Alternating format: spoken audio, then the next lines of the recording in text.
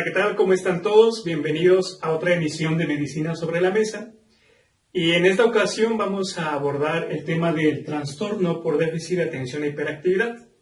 He dividido en diferentes puntos, dependiendo de cómo lo vamos a ir abordando, y en primera instancia pues vamos a hablar un poco de las generalidades, la definición, epidemiología, etiología, cuadro clínico, el diagnóstico, cómo se hace el diagnóstico, con qué podemos confundirnos, bueno, más bien con qué tendríamos que hacer el diagnóstico diferencial y el tratamiento.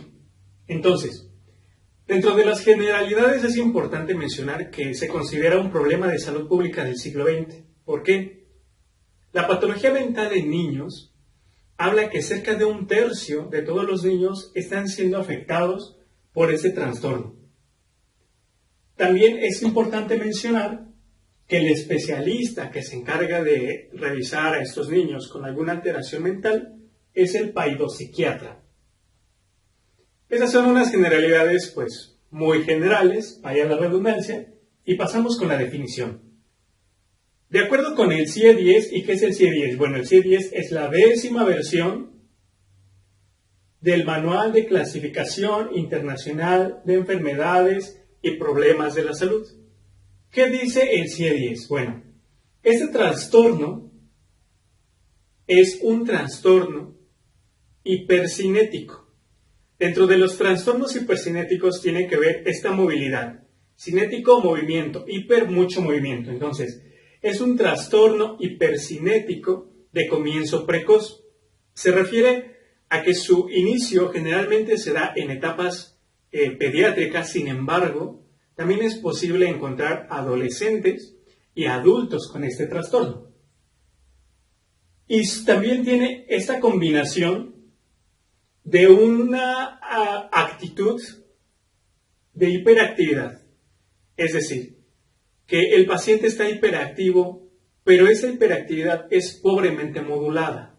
¿Ok? Entonces dijimos, es un trastorno hipercinético de comienzo precoz, con la combinación de un carácter de hiperactividad pobremente modulada, más una marcada falta de atención, una disminución en la atención, y también por una marcada, ¿cómo decirlo? Las tareas que se les encomiendan a los pacientes no se terminan generalmente. Entonces, esa es la definición. Sin embargo, es importante, y algo que yo les quiero compartir, es que es un trastorno. ¿Y qué es un síndrome?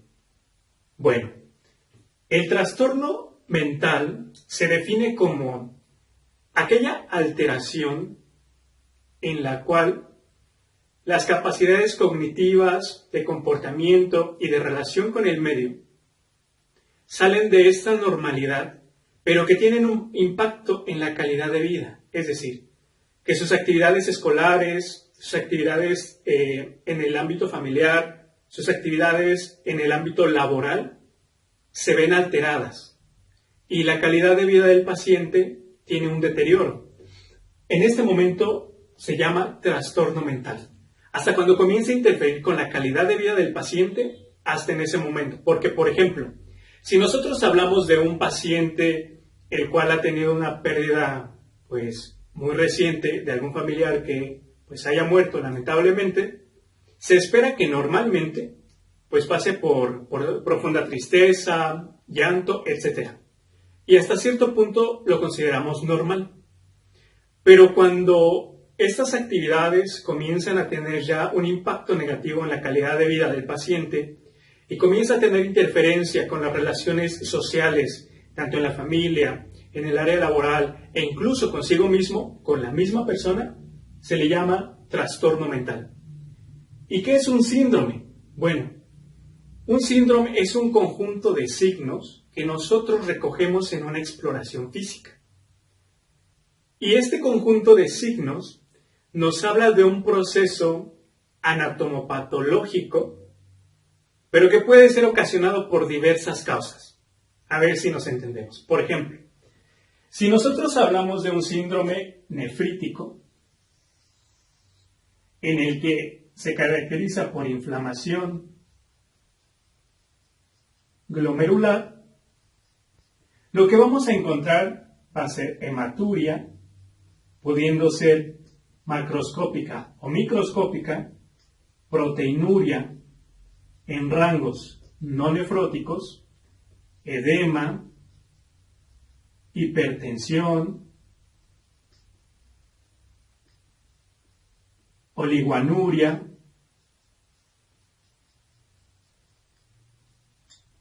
y son las características, son estos signos que nosotros podemos encontrar en el síndrome nefrítico. ¿Ok?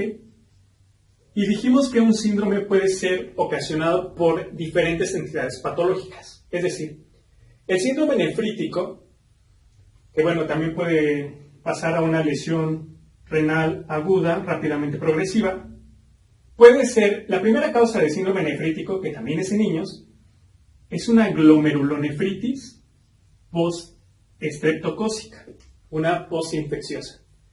Pero este síndrome nefrítico también puede aparecer en otras condiciones patológicas, como lupus eritematoso sistémico, crioglobulinemia o una glomerulonefritis membranoproliferativa. Es decir, que para entender qué es un síndrome tenemos que saber que es un conjunto de signos, pero que no nos dicen realmente cuál es la enfermedad de base, sino que varias enfermedades comparten este grupo de signos. ¿Ok? Bueno, entonces ya definimos qué es el trastorno mental, qué es el síndrome y cuál es la definición de este trastorno por déficit de atención e hiperactividad. Continuando con la epidemiología, es importante mencionar que de la totalidad de los niños, hasta un 15% tiene un problema de salud mental. Es decir, si nosotros tomamos una muestra de 100 niños, de esos 100 niños, 15 van a tener una patología mental. La prevalencia del trastorno por déficit de atención e hiperactividad, que también se abrevia como TDAH, o algunos lo abrevian como TDA, en México es del 2.4%. Y este trastorno mental puede observarse tanto en el medio rural como en el medio urbano. O sea que no hay distinción. Y este trastorno, aunque prevalece mucho en niños, cerca del 65% de estos pacientes van a continuar con la sintomatología hasta la vida adulta. Vamos a continuar ahora, antes de la etiología, me faltó el punto de la fisiopato. Bueno, ¿qué sucede con estos pacientes que tienen esta alteración? En el año de 2006, Biederman, un investigador, hizo algunas pruebas, unas muestras a partir de imagenología, y demostró que hay algunas alteraciones a nivel cerebral, que ahorita las vamos a abordar. Y también se ha reportado que en estos pacientes hay cerca de una disminución del 3% del volumen cerebral, que tiene que ver con pérdida de sustancia gris. Entonces, a manera de resumen, ¿por qué se llama trastorno por déficit de atención e hiperactividad?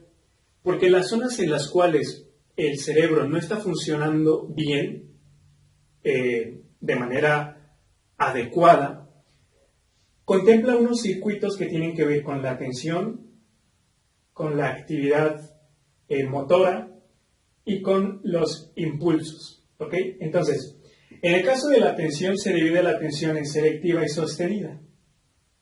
La atención selectiva tiene que ver con un circuito y principalmente con la corteza dorsal del cíngulo. La atención sostenida tiene que ver con la corteza prefrontal dorsolateral, es decir, cuando nosotros estamos en algún asunto, lo primero que nos llama la atención, o bueno, más bien, cuando algo nos llama atención en manera primaria, como cuando hay enamoramiento a primera vista, tiene que ver con la atención selectiva, es decir, algo me atrapó. Pero para que eso que me ha atrapado mantenga mi atención, tiene que pasar a ser ahora una atención sostenida, y esta es la parte a nivel cerebral que tiene que estar funcionando de manera adecuada. En el caso de la hiperactividad, tiene que ver con la corteza motora prefrontal, con los movimientos. Y la impulsividad con la corteza orbitofrontal. A manera de resumen, lo que tenemos que saber es que las alteraciones son en la corteza prefrontal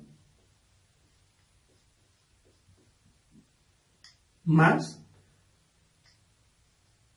los núcleos de la base. Y en la corteza prefrontal es donde se encuentran las actividades ejecutivas.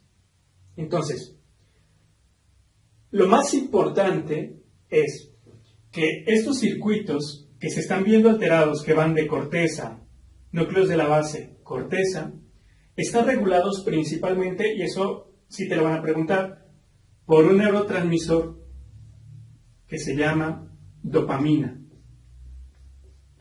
Entonces, ¿qué está sucediendo con este paciente en estos circuitos?